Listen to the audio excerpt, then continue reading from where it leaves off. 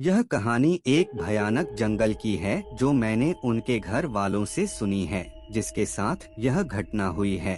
माधोपुर से लेकर श्योपुर तक फैले इस जंगल में न जाने कितने भयानक जानवर और भूत आत्माएं रहती हैं। इस बार मैं श्योपुर रक्षाबंधन पर दीदी का यहाँ पर गया था। वहाँ के लोग उस जंगल के बारे में बताते रहते हैं कि इस जंगल में आत्माएं भूत प्रेत रहते हैं।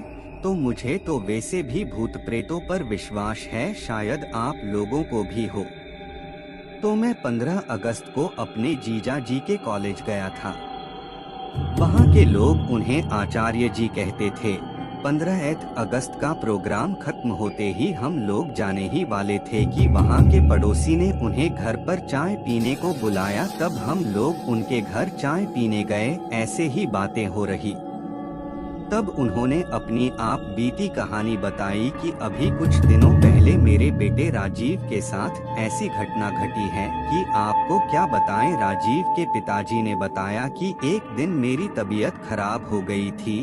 तब मैंने राजीव को जंगल से बकरियों के लिए चारा लाने के लिए भेज दिया था। राजीव वैसे तो कभी कभी जंगल जाता था, पर वो हमेशा काम से जी चुराता था। पर आज उसे मजबूरी में जंगल जाना पड़ा। वो रास्ते में चलता गया। उसे कहीं भी पास में चारा नहीं मिला, क्योंकि पास के सारे पेड़ तो पहले से ही बकरियों के लिए काट चुके थे। वो जंगल के और अंदर चला गया। वो घने जंगल में पहुंच गया, जहां पर बहुत पास पेड़ खड़े हुए थे। पेड़ इतने घने थे कि आसमान तो नजर ही नहीं आ रहा था। बरसात का टाइम था, अच्छी बरसात हो गई थी तो पूरा जंगल हरा भरा हुआ था। पत्थरों पर पानी ऐसे बह रहा था जैसे साफ कोई झरना बह रहा हो। पहाड़ों से नीचे की ओर आता हुआ पत्थरों पर साफ पानी बह रहा था। वहाँ पर इतनी शीतलता थी कि उसकी देखते ही थकान दूर हो गई। उसने सोचा कि पहले मैं थोड़ा आराम कर लूँ, फिर मैं पत्तियाँ काट कर घर चला जाऊंगा। थोड़ी देर ही हुई थी उसे सोए हुए। उसने सपना देखा कि वह चारे के चक्कर में बहुत दूर आ गया है और वह रास्ता भूल गया है। उसने सपने में देखा कि उसके सामने कोई खड़ा है। उसकी शक्ल देखते ही उसकी आंखें खुल गई और वह डर गया। अब उसे और ज्यादा डर लगने लगा। अब चारा तो काट रहा था, पर वह सपने की बात याद करके बहुत घबराया हुआ था।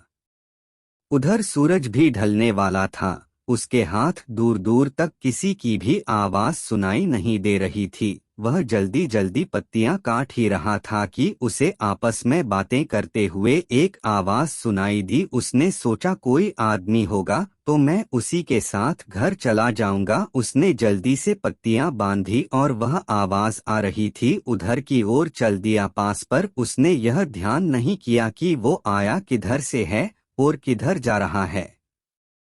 वह उल्टा जंगल में घुसता चला गया। आवाज और साफ सुनाई देने लगी तो वह और आगे बढ़ा। उसने देखा कि दो लोग आपस में बातें कर रहे हैं और उनकी पीठ दिखाई दे रही है। उसने उनके पास जाकर बोला, क्या तुम मुझे घर जाने का कोई छोटा रास्ता बता सकते हो? इतना उसने कहते ही वो दो लोग उसके सामने से ऐसे फुर्र हुए कि वहां कोई था भी या नहीं। उनके गायब होते ही उसके पसीने छूट गए और वह बेहोश हो गया। जब उसे होश आया तो वह क्या देखता है कि वो सपने वाला आदमी उसके सामने खड़ा है। बड़ी बड़ी लाल आंखें, दांत बाहर निकले हुए ऊपर से नीचे तक, इतना भयानक कि वह डर गया और पागल सा होकर भागने लगा। उसने देखा कि एक भालू उसकी ओर भागता हुआ आया और उसके ऊपर झपटा। उसे लगा कि अब नहीं बचने वाला। उसके तो होश ही उड़ गए। वह एकदम बैठ गया और वह भालू ऊपर से निकल के नीचे गिरते ही वह आदमी बन गया। उसके गाल पिचके हुए, हाथ टेढ़े और पैर उल्टे, यह लंबी दाढ़ी और दांत होठ कटकर बाहर निकले हुए। राजीव तो बस उसे देख रहा था, पर उसके होश ठिकाने नहीं थे। वह वहीं पर गिर पड़ा। इधर घर वालों को चिंता हो रही थी कि अंधेरा हो गया, राजीव अभी तक क्यों नहीं आया। उसके बड़े भाई ने कहा कि अभी आता ही होगा। सब लोग जब इंतजार करके थक चुके थे, रात के 10 बज चुके थे।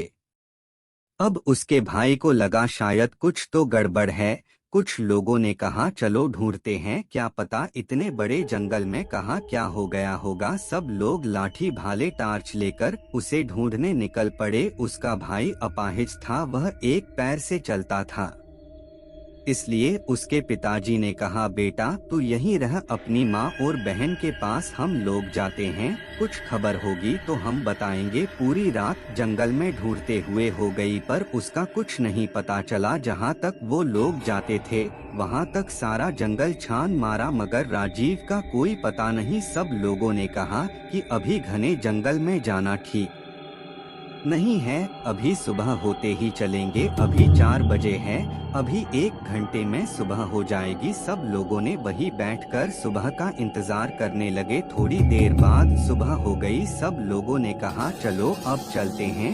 सब लोग चल दिए आवाज लगते हुए। राजीव पर राजीव बेचारे की भूख प्यास के मारे वो हालत हो गई थी कि वह सुध-बुध खो बैठा था। उसे अब यह नहीं पता कि मैं कहाँ पर हूँ। 2 दिन हो गए राजीव का कहीं पता नहीं चला। अब सब लोग परेशान थे। उधर राजीव का भाई बहुत व्याकुल था, बेचारा कुछ कर तो नहीं सकता था। वह जाकर अपने सामने खड़े हुए नीम के पेड़ के नीचे गड्ढा खोदने लगा और कहने लगा मेरा भाई आएगा, मेरा भाई आएगा, वह कहे जा रहा था। दोस्तों उस नीम पर वह रोज सुबह दूध चढ़ाते थे, उसे अपने देवता का निवास मानते थे। इधर उसके भाई की पुकार सुन के उनके देवता निकल पड़े। उधर रात हो गई थी और राजीव को उन भूतों ने घेर रखा था। भाई वह खुद बता रहा था। भाई क्या बताऊं, उस रात की बातें याद करके मैं अभी भी डर जाता हूँ। वहाँ पर इतने भूत एक साथ मैंने क्या किसी ने सपने में भी नहीं देखे होंगे। किसी की गर्दन अलग, कोई बिना आँख कान, कोई डांचा मेरे चारों तरफ तांडव कर रहे थे। मैं कभी जिंदगी में सोच नहीं सकता कि ऐसा दिन भी आएगा। ऐसी तरह तरह की आवाजें निकाल रहे थे। सारा जंगल उनकी आवाज से गूंज रहा था। मुझे लग रहा था कि मैं अब बचने वाला नहीं हूँ। लगता है यह लोग मुझे मार डालेंगे। मैं तो इतना डरा हुआ था कि मैं रो रहा था कि अचानक घोड़े के पैरों की आवाज आई। सब लोग एकदम शांत हो गए। इन सब लोगों ने आस तोड़ दी कि अब हमें राजीव नहीं मिलेगा। सब लोग वापस आ गए। सारे घर में मातम सा छा गया। इधर किसी ने कहा कि किसी भगत को बुलाओ और पता कराओ कि वो अभी तक जिंदा है कि नहीं, वो लौट आएगा कि नहीं। एक आदमी वहां के भगत को बुलाने चला गया। उधर राजीव के देवता वहां पर पहुंचे, हाथ में तलवार, घोड़े पर सवार। उनको देखते ही सारे भूत भागने लगे। उन्होंने एक एक को पकड़ पकड़ के ऐसे मारा जैसे कोई हीरो फिल्म में एक योद्धा सबको काट देता है। जैसे ही उनकी तलवार उनकी गर्दन पर पड़ती वह मिट्टी में मिल जाते। यह सब राजीव अपनी आंखों से देख रहा था। तब उस घुड़सवार ने कहा कि तुम अब चिंता मत करो, मैं आ गया हूँ और सुबह तक कोई तुम्हें लेने आ जाएगा। अब तुम बेफिक्र होकर सो जाओ। उनके आने से मेरा सारा डर खत्म हो गया और मैं आराम से सो गया। इधर भगत जी आए। उन्होंने अपना ध्यान लगाकर देखा और कहा कि तुम्हारा लड़का सही सलामत है और कल आ जाएगा। तुम्हें चिंता करने की कोई जरूरत नहीं है। वहां पर तुम्हारे देवता पहले ही वहां पहुंच चुके हैं और राजीव का भाई अभी वहीं पर बैठा है और कहे जा रहा है मेरा भाई आएगा। वह किसी की भी बात नहीं मान रहा है। जो भी उसे वहां से उठाने को जाता वो उसे धकेल देता था। सुबह उसकी आंख खुली तो वहां पर एक आदमी ने उसे पूछा कि तुम कहाँ से आए हो और कहाँ जाना है, मैं तुम्हें तुम्हारे घर पहुंचा देता हूँ। और वह अपनी साइकिल पर बिठाकर उसे उसके घर छोड़ दिया। घर वालों को देखकर वो ऐसा रोया कि वह बेहोश हो गया। 3 दिन का भूखा प्यासा कमजोर हो गया था। फिर उसे अस्पताल ले गए। वहां वो 2-3 दिन बाद ठीक हो गया।